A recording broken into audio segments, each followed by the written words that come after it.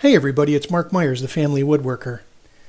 Hey, this week's project is going to be a small cutting board made out of scrap wood that you might have in your bin. So stick with us. So in the midst of some other big projects, my wife had asked me to create a small cutting board that we could take up to the cabin and use for entertaining and serve blocks of cheese that we might be able to cut, or a cheese ball next to some crackers, and also wanted to be able to hang it on the wall for a decoration in the kitchen. So as it turns out, I had quite a bit of maple in small chunks, a couple of pieces of dark ipe.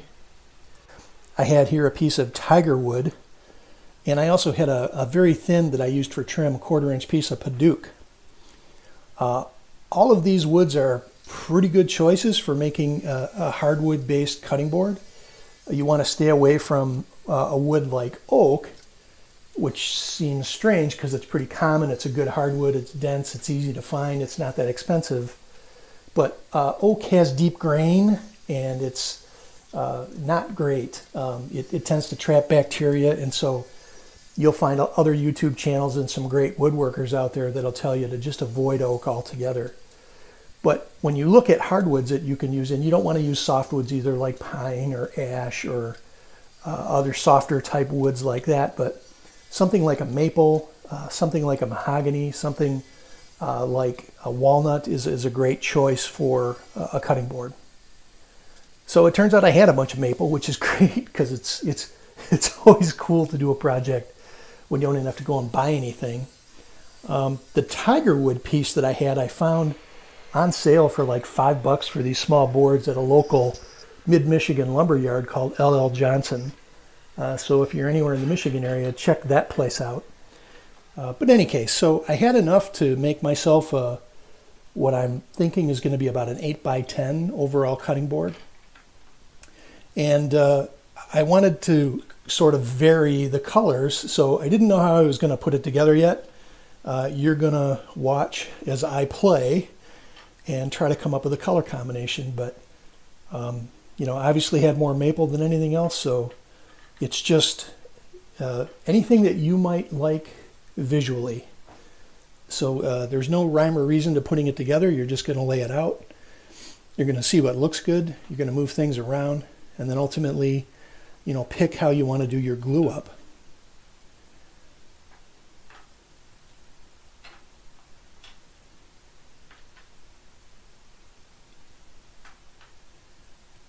And this is the tiger wood. I was kind of hoping for a little more dark, grainy lines in the tiger wood, but it's sort of hit and miss when you pick it out. But it actually looks pretty cool, and it's a great accent color. And then the padauk in the center.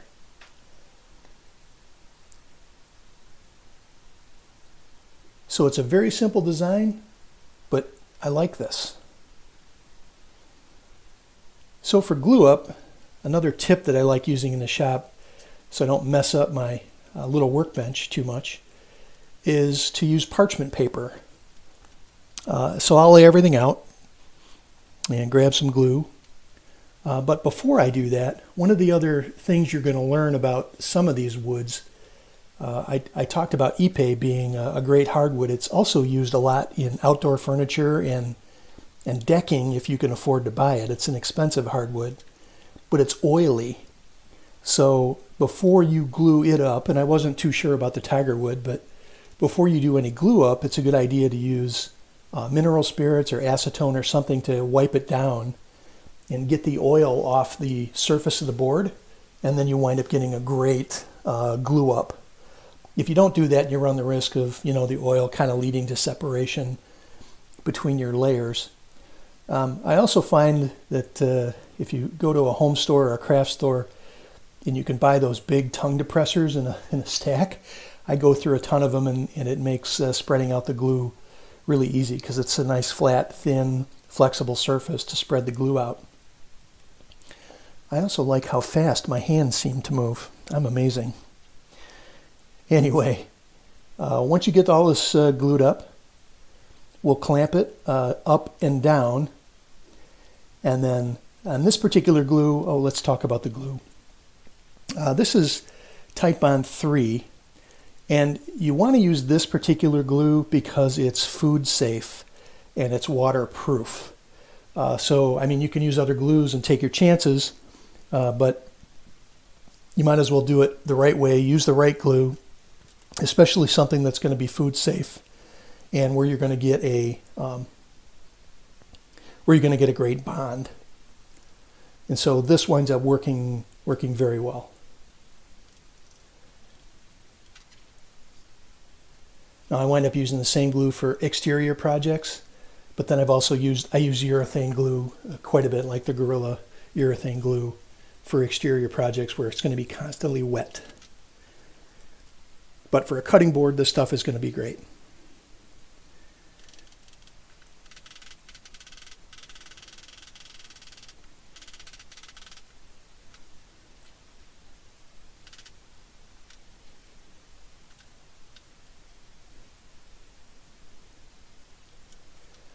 Now this particular glue takes a little bit longer to dry than the standard Titebond, but as it turns out, this was sort of at the end of the evening and it was fine to let sit overnight.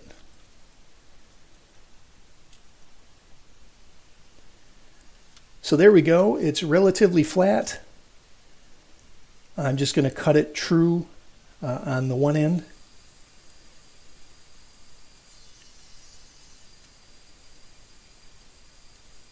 Measure out roughly 10 inches on that length.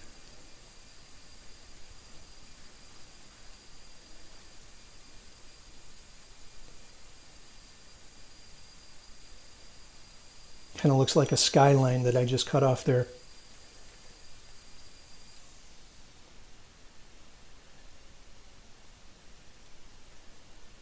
And then even up the cuts on both the sides to give me that overall 8-inch width.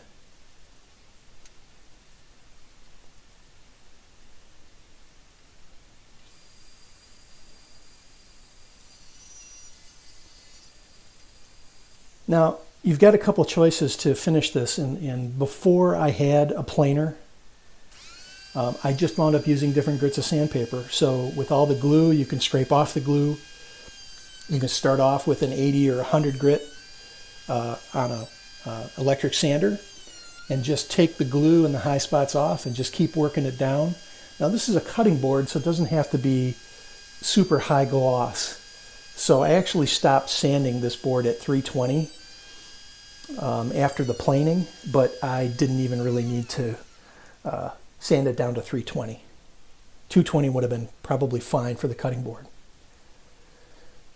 Now I'm doing something unique on this particular guy. It's just a design element, but it's something my wife had asked for, which is, if it was colorful, why don't we use it as an accent piece in the kitchen? Can you hang it on the wall? So I drilled a 1-inch hole in the corner, and ultimately I'm going to round over the hole that I drill, and then also the perimeter, the top and the bottom of this, so it's rounded on all edges. So unfortunately, in this particular video, I had a segment that I had a little bit of a video error.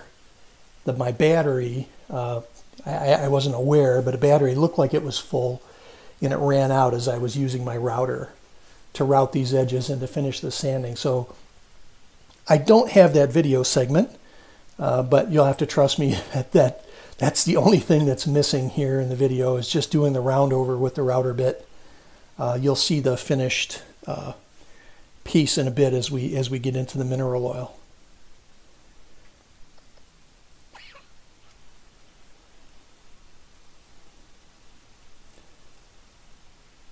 And so you want to be careful if you've never done one of these, and they're very easy. I mean, I think this is a great starter project for any woodworker. Again, you can even cut these with a straight edge and a circular saw. You don't need the table saw. If you've got these pieces of hardwood and just standard, say 3/4 inch widths, you can stack them up to make your cutting board even a little bit thicker. Don't feel like you've got to rush out and buy a bunch of tools to get a great result. But you want to be careful about the type of mineral oil that you use on your board to get it originally soaked in. So you do want a food safe mineral oil or something designed for butcher blocks. And I'm just going to show you one coat of brushing it on, but I actually let this sit for a couple hours, then I went back and I put on another coat and let it soak in. The idea is to get that mineral oil like deep into the wood grain at this point. So be liberal, put a little splash tray underneath it. If you've got a way to have a flat bottom tray and you can like just soak the whole thing in the mineral oil, that works out too. Just keep in mind you're going to want to get this thing saturated. You're looking for it to be soaked up. So take your time.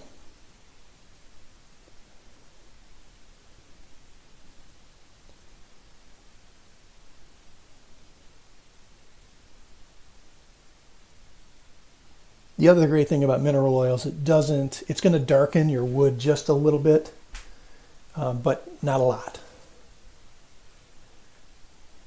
It really does make that tiger wood jump out. There's a little bit of grain that you can see in the tiger wood. The nice little thin red stripe with the padauk kind of jumps out at you too. And that ipe, it's such a dark walnut that it almost looks black on this board. And it's a great look for this cutting board. So nothing too fancy in terms of design. You're just stacking it and gluing it. But I really like the color combination with this guy. And then there's my 1-inch hole, rounded over.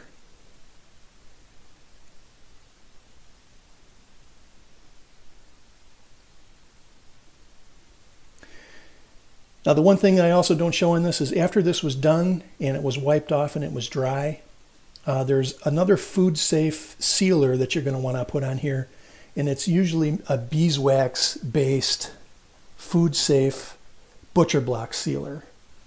And it's going to be kind of thick and you're going to want to wipe it on, and it says to let it soak in or over time and then go back and to keep rubbing it in, and that you want to season it with at least 2 or 3 coats the first time. Now, what I found that worked really great when it came to the beeswax is to use a blow dryer to heat it up, and it actually lets it soak right in. So this is the finished product. It turned out great. It's very simple in design, easy to do, and anybody can do it. I really encourage you to take this on as a project. Hey, thanks for watching.